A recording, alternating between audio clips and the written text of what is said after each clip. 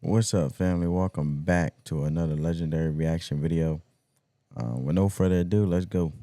5 teams, 5 fatal errors. They passed on Larry Bird, paving the path for the Celtics to swoop in at number 6 and alter the game forever. Fast forward to today, and Bird is a basketball deity. We're down to 6. Bird in the corner, double fake, jumper, it's good! Larry Bird! But what about those 5 players drafted before him? How did they turn out? What became of them? One of them faced a fate far removed from the glitz and glamour of the NBA, banned entirely from the league. Another went on to become the father of a current NBA star, but we'll get to that. Okay, and that's Steph Curry? I don't know. That's Steph Curry dad? Correct me if I'm wrong. Right here with the glasses on. Michael Thompson. Drafted as the #1 pick by the Portland Trail Blazers in 1978, Thompson made history as the first foreign-born player to claim that spot. With a stellar college career at the University of Minnesota under his belt, Thompson seemed destined for greatness. His rookie year in the NBA showed promise, but it was marred by a devastating knee injury that sidelined him for the entire 1979-1980 season. But in the 1981-1982 season, he came back strong. He showed his skills with the Blazers, averaging an impressive 20.8 points and 11.7 rebounds per game. But it was his later move to the Los Angeles Lakers where he truly made his mark. Thompson was a key part of the Lakers' Showtime era. He helped win 2 NBA championships, including a famous victory over Larry Bird Celtics in the 1987 finals. He was a great backup to Kareem Abdul-Jabbar with a Interesting. Never knew about him. Never heard about him. against giants like Kevin McHale, making him a legend in basketball. Over his 13-season career, he averaged 13.7 points and 7.4 rebounds per game. But Thompson's influence didn't end with his playing days. Today, he continues to be a prominent figure in the basketball world as the Lakers' radio color commentator. His son, Klay Thompson, the Splash Brother. I mean, they always did say that Klay and obviously Steph dads were in the NBA at some point in time in their careers, Following in his footsteps as well. And together, they've become one of the best father-son duos to win an NBA championship as players. Phil Ford. Now, when you think of North Carolina basketball legends, names like Michael Jordan and I remember this iconic picture. Worthy may come to mind. But let's not overlook the incredible legacy of Phil Ford, whose talents lit up the court during his time at Chapel Hill. Drafted as the 2nd overall pick by the Kansas City Kings, now known as the Sacramento Kings, Ford wasted no time making his mark in the NBA. In his rookie year, he snagged the coveted Rookie of the Year honors, averaging 15.9 points and 8.6 assists per game. But his impact wasn't limited to his rookie season. Over the years, he showed his skill and versatility, earning all NBA second-team honors as his scoring averages rose. All NBA second team, all NBA Rookie of the Year, NBA Rookie first time. My man got a he got an interesting collective collection here of accolades. So my man basically got like 3 in 1979, 6 in 1978, and then he had 1 accolade in 1977 as the consensus first team All-American. So my man, in the past span of 3 years, he had some accolades and really racked up, I should say, in the 1978. However, like many great athletes, Ford faced a share of challenges. As the 1980s rolled in, injuries and fluctuating performance marked the latter year Dang, he went surgery to replace a bone in his left eye that had been shattered when he was accidentally hit during the game. of his tenure with the Kings. But he bounced back, lacing up for the Nets, Bucks, and Rockets before hanging up his jersey in 1985. But his love affair with basketball didn't end there. In 1988, he returned to his alma mater, North Carolina, this time as an assistant coach. With coaching legend Dean Smith, Ford played a key role. They guided the Tar Heels to NCAA glory, including a 1993 title. Today, Ford remains deeply connected to basketball. He lends his talents to the University of North Carolina's Educational Foundation, where he provides That's great. He went back to where he came from. He never forgot where he came from. He went back to his university. insights as a color commentator for UNC basketball broadcasts. Rick Roby. In 1978, the Indiana Pacers made the bold move to trade away the 1st overall pick to the Portland Trail Blazers. And with the 3rd pick in hand, they set their sights on Rick Roby. Roby's draft selection was no fluke. Fresh off a stellar performance in the 1978 championship game, Roby had dropped a cool 20 points to help lead the Kentucky Wildcats to victory. He was destined for NBA glory. However, his journey in the pros didn't quite pan out as expected. Despite a brief stint with the Pacers, Roby found himself donning the iconic green jersey of the Boston Celtics in 1979. He became teammates with Larry Bird during the Celtics championship triumph in 1981. Roby played a vital role in shaping Boston's legacy during the golden era of the NBA. But as fate would have it, Roby's time in Beantown was short-lived. Roby was traded to the Phoenix Suns in 1983, with Dennis Johnson making the reverse journey to Boston. Dennis Johnson is a legend, we all know. Despite the ups and downs of his NBA journey, his contributions on the court left an indelible mark. Over 8 seasons in the NBA, he averaged a respectable 7.6 points and 4.7 rebounds per game, with a Interesting. Now it explains where Dennis Johnson got to the Celtics. Interesting how everything came together. with a career total of 3,723 points. After hanging up his jersey, Roby returned to his roots in the Louisville area, seamlessly transitioning to the world of real estate. Today, he leads his real estate team at eXp Louisville, leveraging the skills and determination he honed on the court to excel in a new arena. Michael Ray Richardson. Drafted 4th overall by the New York Knicks in the 1978 NBA draft, Richardson burst onto the scene with a style. As the only player on this list to earn the coveted NBA All-Star nod, Richardson seemed destined for greatness. During his time with the Knicks, he showcased his flexibility by switching between the roles of a point guard and shooting guard. In his sophomore season, point guard and shooting guard. Usually that's what usually happens between those roles. I feel like those roles are interchangeable. But he was part of the Knickerbockers. Okay. He averaged 15.2 points and a league-leading 10.1 assists per game, an impressive feat by any measure. But just as his career seemed poised for even greater heights, a series of trades and off-court issues threw his trajectory into turmoil.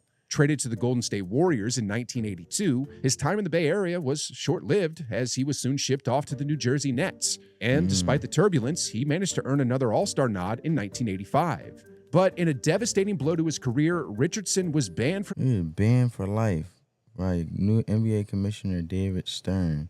3 violations of the league's drug. Was my man taking performance enhancements drugs just to propel his career to take off?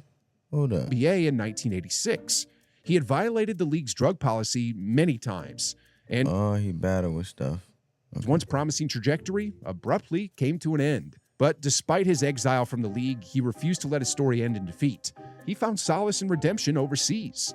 He continued to play the game he loved while grappling with the demons that threatened to consume him. But even in the face of adversity, his legacy endures. And while his time in the NBA may have been cut short, his impact on the game and the conversation surrounding it remains undeniable. With 556 career games under his belt, Richardson averaged 14.8 points and 7 assists per game. So he could play, man. He just had to stay focused and get away from the things he battled with. Beyond the stat lies a story of resilience, redemption, and the ongoing quest for fulfillment in work and life. Purvis Short. Some players have bright talents, but casual fans often miss their contributions. Purvis Short, affectionately known as the Rainbow Man, falls into this category. A player whose smooth jumper and unwavering dedication left an indelible mark on the hardwood. Short was selected 5th by the Warriors just before Larry Legend, entering the league with quiet confidence and a lethal shooting touch.